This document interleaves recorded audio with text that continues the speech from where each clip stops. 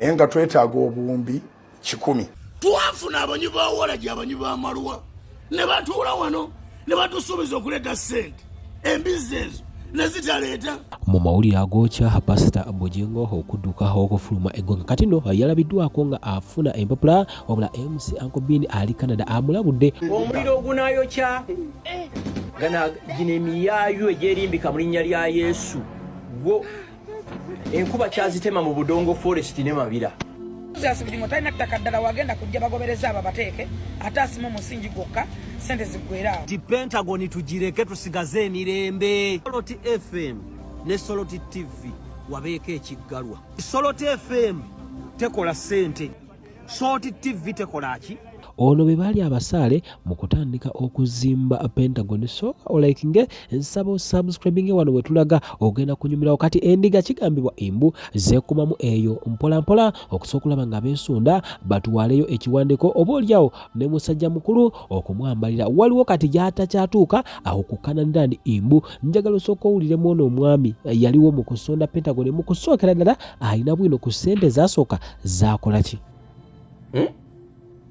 Kitegeeza ki nti emyaka emirala 5 mukaaga twetaaga biliyoni kale 5 gy'emyaka 10 kati bwe tuba twetaaga biliyoni 10 nga buli myaka mukaaga tufuna biliyoni 5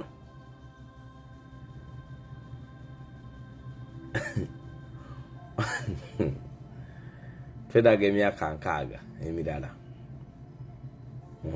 kyetaaga emyaka emirala 6 oba 5 okuweza afu. Kino kitegeeza ki mu Uganda mujjudde obubbi obutaliko kunoonyereza era bwe nabalebe ne Katikkiro nenga beegasse ndowooza Mwami Museveni abagambe mwegatte tulwanyise omwana gwe mbwongo oboteekamu ogambe nti Ddi Bugingo bwe yali asituse n'agenda mu Bwakabaka bwa Buganda ng'emikolo gibadde gibeera mu Lubiri n'atagenda Ddi kati ne Bugingo yaleese ekyo babuzeebuze ku byagundi bya Buganda ebyokuganda n'olukoloko ebintu bingi bigenda mu maaso bateekawo ezo zipapeti. Owekitiibwa Katikkiro wa Buganda nsaba nkubuuze abantu badduka emisinde gya Kabaka kulwanyisa siriimu mukakasa omuntu bwaddukamu emisinde abalwanyisiza siriimu mmwe mwenna muli balooya musomyeko mumanyi ensi bwetambula temumanyi kiki ekiviirako okusiga abantu siriimu ku sipiidi y'amaanyi temumanyi kiki kiviirako mu Uganda abantu kufuna siriimu ku sipiidi y'amaanyi bwe twogera nga mugamba tubatyobodde ddi lwe baddukayo emisinde gy'abantu abagobeddwa ku mataka Pentagon nga bwe nabagambe mabegako emyezi ng'ebiri finally waliwo abanvuma abeefuula ab'olugezigezi naye tugenze ne tuzuula nti Pentagon yegaanye. Baganda bange kino kyakuyiga nga bw'olaba kiri bwe kito ku kyaki ne mu bulamu bw'abalokole bwe kito bwe kiri. Bayibuli etugamba nti we can do all things in Christ, nti mu Kristo Yesu sobola okukola buli kimu wabula ekyawandiikibwa ekyo bw'otakiteeka mu balance oba ogenda kukola ensobi z'otalabanga nako kubanga amazima gali bwe gati Pentagon ya ssente empitirivu ate feera ebyawandiikibwa bigamba nti Yesu yagamba bw'oba ogenda kuzimba ekizimbe tuula wansi obalirira omuwendo abantu baleme okusekerera. Mu bigambo bya Pastor Bugingo yagambye nti natuuse ekiseera ne ndaba nga abantu baatuwaga okukola ekintu ekyali ekinene tulowooza tugenda kuzimba akantu katono. Internet kyekisooka egenda kuwabya abantu mukube wano 80 omuntu otambule mbulamu nga wenna weegadde bwoti ng'owulira ofa. Kati ekiddako kyekiriwa amagezi gange ag'okubiri siri mu kusanyuka olw'okuba yagaanye wabula ekyo kyali kya lwatu nti ekkanisa ya biliyoni 10 tetugyetaaga. Bw'obanga olina abantu b'osumba osobola okuzimbamu eddwaliro erya ssente eza wansi, osobola okukola ng'omugenzi yiga yatondawo sekondale ng'abantu batwalayo abaana ku ssente eza wansi. Akasente akafiiseeko ne tuzimba ekkanisa entonotono etumala kubanga ekikulu si kuzimba kkanisa ki nene gye tutasobola. Mu bulamu bw'ensi eno mutambulira mu mabanja mmwe abandaba weewola ssente weewola wano weewola wali.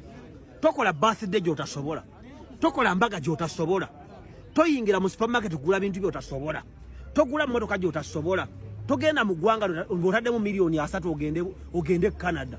Genda Abu Dhabi ofune miliyoni 1 kuba yerevoyo. kati advice yange eddako so nemitwale 10 jaji za kuzimba Pentagon. Pentagon tugireka tujja kukizimba kubanga baganda bange njogerera wano ng'omuntu ayagala omubiri gwa Kristo, ng'omuntu asabira Pastor Bugingo, ng'omuntu amukwatirako ennaku kubanga manya ayina byayitamu biki. Nze Kanoonya Juma omulangira ow'Ebukerekere tuli eno mu ssaza lya Kabaka ery'Ekyaggwe ku mutala Namaave ewajjajja Imbuga eramula. President Salva Kiir ate munne Riek Machar gwe yakwatira ewakasooka olaikinge ensaba obulize bulungi 2018 olutalo olwali lunyumizidde Riek Machar ne Salva Kiir baateesaganya obuteewola amazzi walala singa baba tebakkiriziganyizza bwetwogera Riek Machar ali house arrest ate nga ne banne baakwata Uganda nga UPDF basabe ombi asatu mu Uganda katutundu kamwe basoko banga bakuuma emirembe.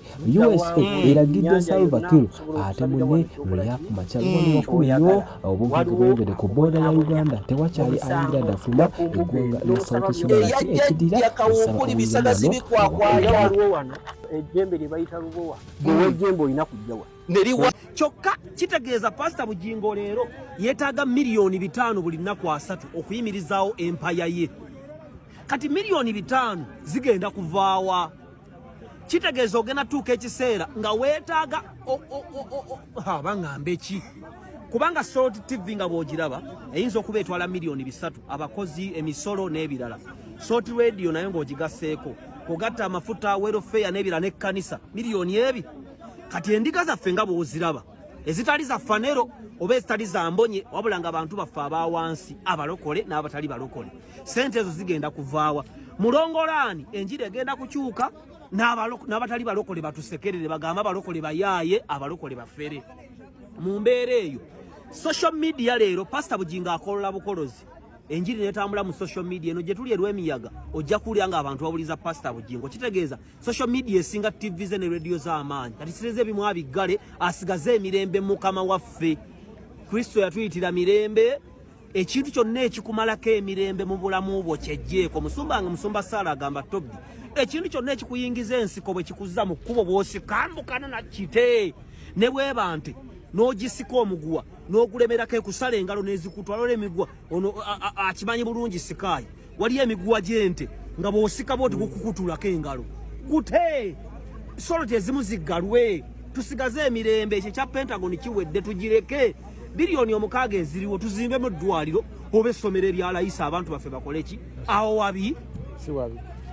Bugingo yafuna problem nti alina amaanyi mangi nnyo wa pastor, the best training pastor in the whole world.